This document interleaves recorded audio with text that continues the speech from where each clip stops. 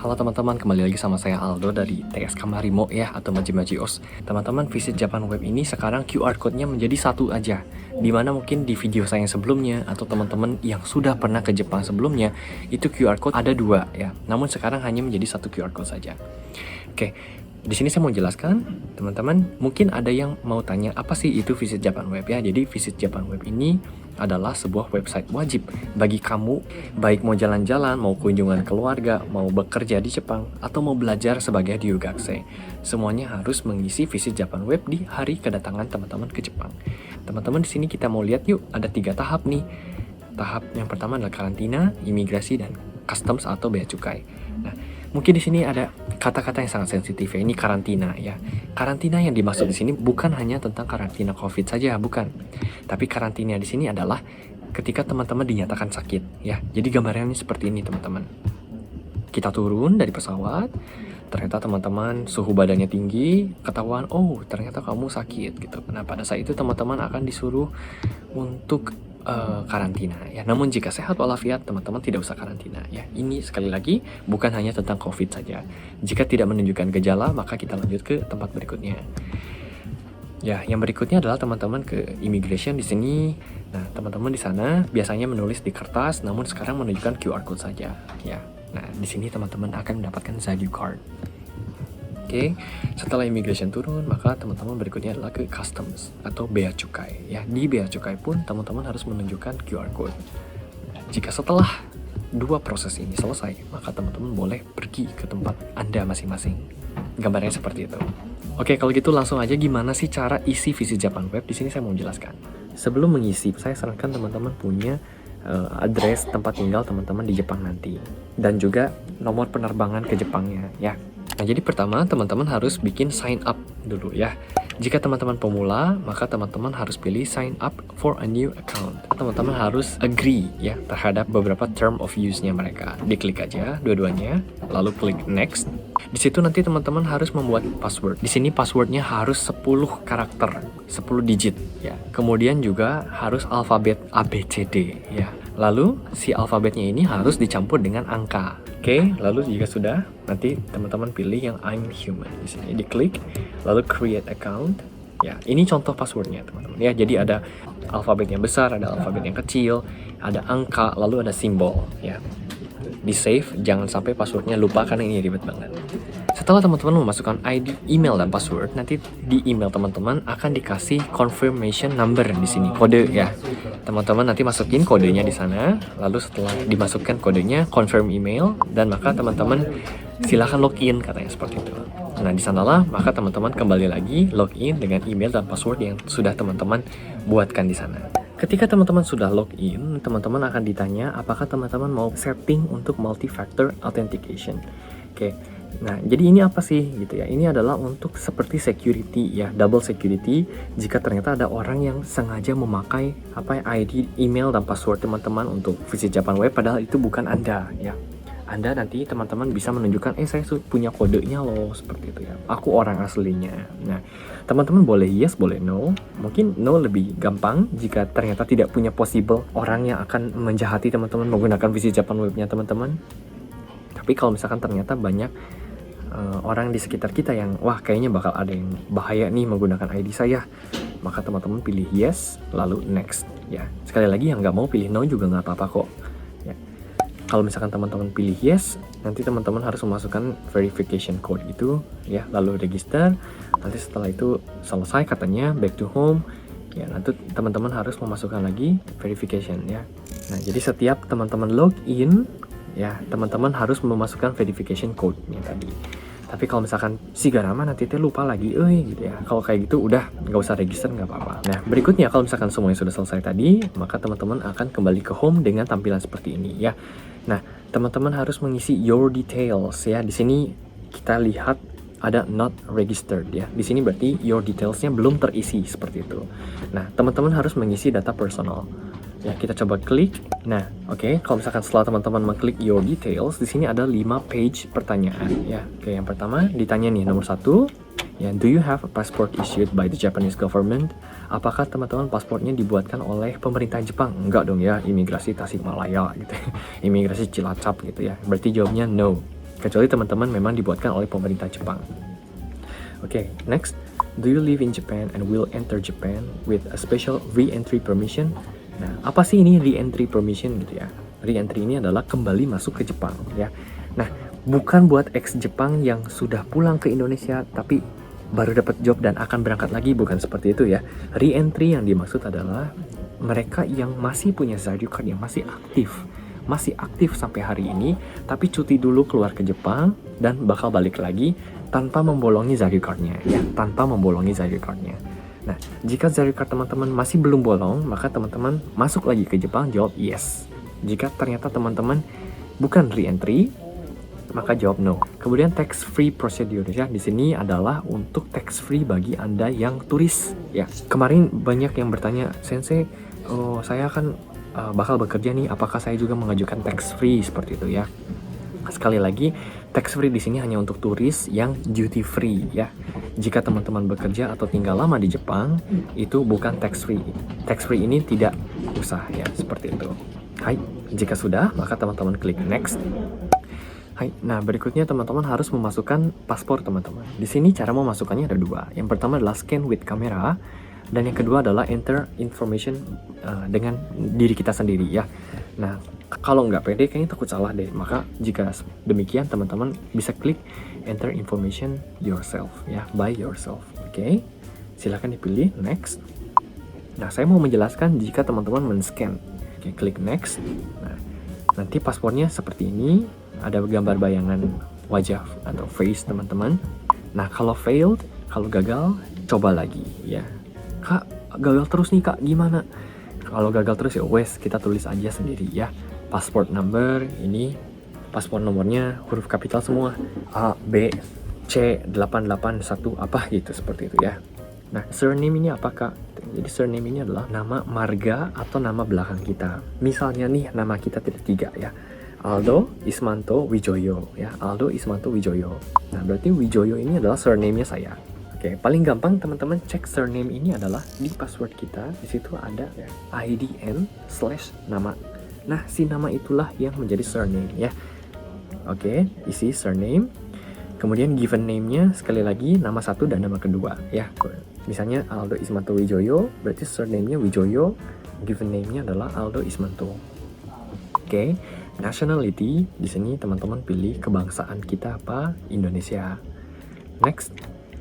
Hai, di sini ada required ya, tanggal kelahiran kita, date of birth. Hati-hati, di sini MM berarti bulan duluan, DD berarti tanggal, date, dan YYYY berarti tahunnya. Ya. Hai, berikutnya date of expired, ini untuk paspor ya. Jadi teman-teman cek di paspornya, identitas di depan ada date of expired atau tanggal expired di si paspor tersebut, tanggal berapa, diisi bulan MM bulan-bulan, DD adalah tanggal, YYY adalah tahunnya. Oke.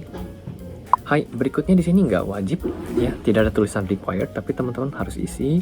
Di sini ada occupation atau pekerjaan saat ini apa. Ya, silakan dipilih. Kalau misalkan nggak ada, wes nggak diisi juga nggak apa-apa. Ya, home address ya, country name, nama countrynya apa, Indonesia gitu ya. Home address, city name, misalnya Tasikmalaya, Cilacap, ya, Tulung Agung misalnya. Jika ternyata paspor teman-teman durasinya kurang dari 1 bulan, maka teman-teman harus memperpanjang paspor terlebih dahulu. Oke. Nah, tapi kalau misalkan ternyata lancar nih ya. Oke, next. Address in Japan ya. Kalau teman-teman sudah tahu tempat tinggal nanti di Jepang, teman-teman boleh nyari postal code-nya, masukin di sini ya. Jika teman-teman nginep di hotel, maka cari alamatnya di Jepang ada kok. Oke, jika ternyata teman-teman bekerja di Jepang ya, jika teman-teman tahu apatonya di mana, masukin postal code atau nomor kode pos, prefekturnya apa, isi semua di sini. Jika ternyata teman-teman tidak tahu ya, apartemennya nggak tahu, TSK-nya, kumiai-nya nggak ngasih tahu ya, maka teman-teman isi aja nama perusahaannya, nggak apa-apa kok ya. Jika nginep di hotel, maka kontak phone numbernya adalah nomor hotel. Jika teman-teman datang untuk bekerja, maka kontak phone numbernya masukin nomor kumiai atau TSK-nya atau nomor HRD perusahaannya ya. Kemudian confirm, enter details. Oke. Jika teman-teman datang hanya untuk traveling di Jepang, maka teman-teman harus mengisi return procedure kategori. Di sini teman-teman klik edit ya. Tapi jika ternyata teman-teman tidak ya, teman-teman akan bekerja, teman-teman akan ryugaku lama di Jepang, maka teman-teman pilih no. Do you live in Japan and will enter Japan? Nah, sekali lagi jika teman-teman re-entry harus mengisi re-entry di sini. Nah, sekali lagi tax free di sini mungkin ditanya lagi. Tax free ini adalah untuk yang turis ya, yang datang ke Jepang hanya dalam kurun kurang dari 1 bulan. Jika seperti itu, maka teman-teman bisa mengajukan tax free. Jika teman-teman stay lama di Jepang, maka teman-teman tidak diizinkan untuk mengisi tax free ini. Oke. Setelah itu register. Oke, registration complete ya. Berarti teman-teman boleh back to home. Baik, berikutnya adalah details of family members traveling with you. Apakah ada family members yang teman-teman ajak untuk berangkat ke Jepang ya? Jika ada, maka teman-teman isi di sana. Diklik, kemudian klik add ya, atau tambahkan. Oke, silahkan isi sendiri. Oke, jika tidak ada berarti nggak usah. Nah, berikutnya adalah register plan entry atau return ya. Bagi teman-teman yang traveling ke Jepang, teman-teman bisa siapkan tiket pergi dan pulang ke Jepang ya. Berangkat nyampe ke Jepang dan keluar ke Jepangnya itu pakai pesawat apa. Jika teman-teman datang untuk bekerja atau long stay ya, tinggal lama di Jepang, maka teman-teman cukup punya tiket keberangkatan ke Jepangnya aja. Ya, oke. Register. Oke, lalu diklik, lalu teman-teman silakan isi ya trip name-nya apa, teman-teman bisa klik atau bisa isi di situ. Kemudian juga plane kedatangan ke Jepangnya ini datang tanggal berapa. Sekali lagi, kedatangan tanggal ke Jepang itu berarti bukan teman-teman berangkat dari Jakarta atau berangkat dari Pekanbaru, tidak ya. Tapi tanggal datang ke Jepang. Jika teman-teman flight dari Indonesia dalam malam-malam dan nyampe subuh, maka teman-teman isi kedatangan subuhnya tuh tanggal berapa ya. Kemudian point of embarkation. Point of embarkation inilah tempat berangkatnya teman-teman ya, yang internasionalnya. Contohnya saya orang Tasik, dari Tasik juga ke Jakarta dulu sih. Point of embarkation-nya bukan Tasikmalaya tapi Jakarta. Ya, dari Jakarta saya transit di Singapura, dari Singapura ke Tokyo, Narita, maka point of embarkation-nya adalah Jakarta. Kemudian airline-nya apa nih? Ya, airline-nya adalah namanya, misalnya saya naik Scoot ya misalnya. Naik JAL seperti itu, teman-teman search maskapainya apa, kemudian flight numbernya juga diisi di situ. Address in Japan, sekali lagi teman-teman harus mengisikannya. Jika teman-teman bekerja, isikan alamat apartemen. Jika teman-teman tidak tahu, maka teman-teman cukup mengisikan nama alamat dari si perusahaannya di situ. Berikutnya adalah teman-teman harus memasukkan nomor visa. Nomor visa ini apa sih? Nah, visa ini akan ada di teman-teman buka lagi paspor teman-teman, di situ ada tulisan Japan Visa.